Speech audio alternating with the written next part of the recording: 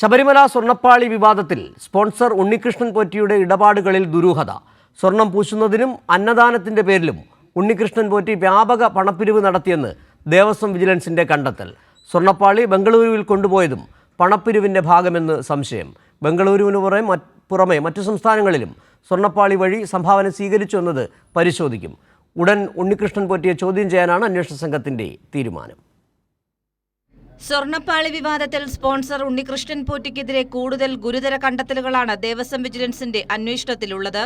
ഉണ്ണികൃഷ്ണൻ പോറ്റിയുടെ ഇടപാടുകളിൽ അടിമുടി ദുരൂഹതയാണ് നിലനിൽക്കുന്നത്.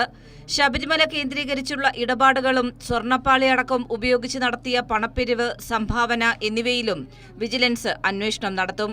സ്വർണം പൂശുന്നതിനും അന്നദാനത്തിന്റെ പേരിലും ഉണ്ണികൃഷ്ണൻ പോറ്റി വ്യാപക പണപ്പിരിവ് നടത്തിയെന്നാണ് ദേവസ്വം വിജിലൻസിന്റെ കണ്ടെത്തൽ. ഇയാൾ മറ്റ് സംസ്ഥാനങ്ങളിലും പണപ്പിരിവ് നടത്തിയിട്ടുണ്ട്. സ്വർണ്ണപ്പാളി ബംഗളൂരുവിലേക്ക് കൊണ്ടുപോയതും പണപ്പിരിവിന്റെ ഭാഗമെന്നാണ് സംശയം. ശബരിമലയുമായി അടുത്ത ബന്ധമുണ്ടെന്ന് വരുത്തി തീർത്ത് കർണാടക സ്വദേശികളായ സമ്പന്നരായ അയ്യപ്പ ഭക്തരിൽ നിന്ന് പണപ്പിരിവ് നടത്തിയെന്നാണ് ഇതുവരെ കണ്ടെത്തിയിരിക്കുന്നത്. അറ്റകുറ്റപ്പണിക്കായി കൊണ്ടുപോയ സ്വർണ്ണപ്പാളി ശബരിമല ശ്രീകോവിൽ വാതിൽ എന്ന പേരിൽ ബംഗളൂരുവിലെ അയ്യപ്പ ക്ഷേത്രത്തിലെത്തിച്ച് പൂജിക്കുകയും പ്രദർശിപ്പിക്കുകയും ചെയ്തു എന്നതും ദേവസ്വം വിജിലൻസിന്റെ അന്വേഷണത്തിൽ കണ്ടെത്തിയിട്ടുണ്ട്. ബംഗളൂരുവിന് പുറമെ മറ്റ് സംസ്ഥാനങ്ങളിലും സ്വർണ്ണപ്പാളി വഴി സംഭാവന സ്വീകരിച്ചോ എന്നതും പരിശോധിക്കും.